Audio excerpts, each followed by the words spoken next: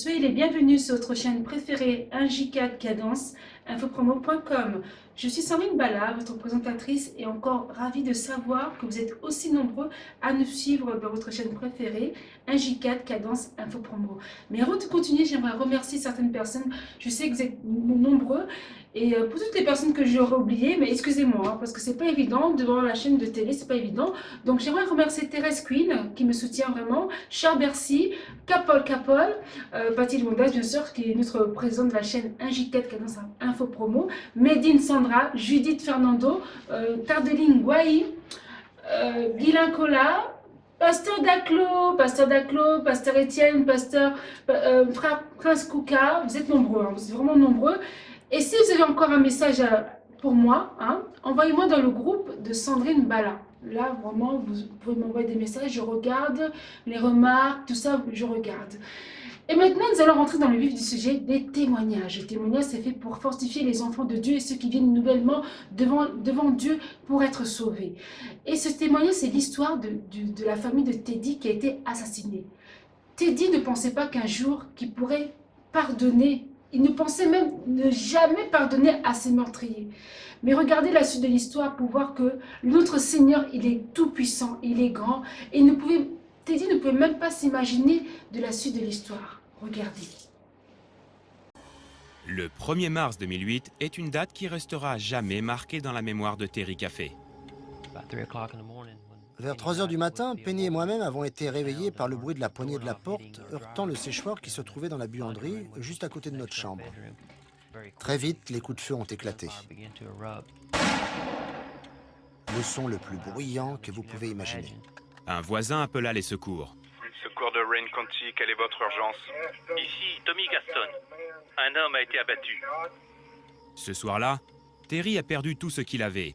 Au petit matin, alors que Terry et Penny Café dormaient chez eux dans une région rurale près d'Emory au Texas, 2 hommes entrèrent dans leur maison et se mirent à tirer. J'ai pris plusieurs balles dans le bras et l'épaule. J'ai pris une balle dans la joue droite. La balle a arraché mon oreille gauche. C'est ce coup-là qui m'a poussé hors du lit. Les intrus tuèrent Penny et les 2 jeunes fils du couple, Matthew et Tyler. Ils tirèrent 5 fois sur Terry, puis mirent le feu à la maison. Les flammes faisaient déjà rage autour de lui lorsque Terry reprit conscience. Quand j'ai réalisé que je ne pouvais pas sauver Penny, j'ai rampé jusqu'au bois, derrière la maison. Mes plus proches voisins étaient à près de 400 mètres. Tommy et Helen Gaston. Je savais que si je devais mourir sur place, les coupables allaient peut-être pouvoir s'en sortir. Il fallait que quelqu'un leur dise qui avait fait cela. Je me rappelle avoir entendu des coups à la porte. J'ai ouvert et j'ai dit « Terry, que se passe-t-il » Puis ma première question a été « Où sont Penny et les enfants ?» Il m'a répondu « Ils sont tous morts. » Le jeune homme qui entra dans la chambre à coucher de Terry cette nuit-là s'appelle Charlie Wilkinson, un ancien petit ami de la fille adolescente de Terry, Erin. Après avoir été emmené dans un hôpital de la ville, Terry apprit que sa fille était vivante. Lorsque j'ai entendu cette nouvelle, j'ai retrouvé espoir. Elle avait peut-être besoin de moi. Et moi, j'avais besoin d'elle. Ensemble, nous pourrions comprendre ce qui avait mal tourné, ce qui s'était vraiment passé. Cet espoir fut anéanti quelques instants plus tard. Ma sœur m'a informé qu'Erin avait été arrêtée pour son implication dans les meurtres. Quand j'ai entendu cela, j'ai perdu les pédales. Je me souviens que j'ai voulu arracher les intraveineuses et les tubes. La nouvelle secoua la communauté. Ceux qui connaissaient Erin disent qu'elle était une fille calme et timide, une bonne étudiante qui chantait dans la chorale de son église baptiste. Mais elle s'est mise à fréquenter Charlie Wilkinson. Nous avions commencé à remarquer certaines choses chez Erin. Elle s'était mise à s'habiller de manière différente. Elle ne s'intéressait plus à ce qui l'avait toujours intéressée. Elle avait perdu son sourire. Elle s'était éloignée du groupe de jeunes qu'elle fréquentait. À un moment, elle n'a même plus voulu chanter à l'église. Un jour qu'Erin avait laissé son ordinateur allumé, Penny tomba sur la page MySpace de Charlie, une page remplie de blasphèmes et de références à l'alcool et au sexe. Les cafés informèrent leur fille qu'elle ne pourrait plus le revoir. Elle a tenu sa tête baissée et s'est mise à pleurer, me disant « Papa, ça fait un petit temps que je voulais rompre avec lui, mais je ne savais pas comment. » Mais certaines connaissances disent qu'elle se mit ensuite à comploter avec Charlie, soit de s'enfuir, soit de tuer ses parents afin de pouvoir rester avec lui. Ils enrôlèrent 2 autres jeunes, Charles Wade et sa petite amie, Bobby Johnson, qui devaient les assister. Au petit matin du 1er mars, après avoir beaucoup bu, ils décidèrent de mettre leur plan en action.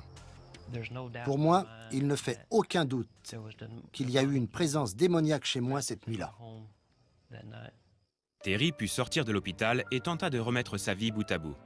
Il lut plusieurs fois le livre de Job afin de trouver un sens à cette tragédie. Un jour, il retourna sur les lieux de son ancienne maison dans l'idée de récupérer quelques souvenirs. Il était en train de marcher parmi les débris lorsque quelque chose attira son attention. C'était une page du livre Blind Sight, écrit par James Spence, un auteur chrétien. Mais Terry pense qu'il s'agit d'une lettre de Dieu.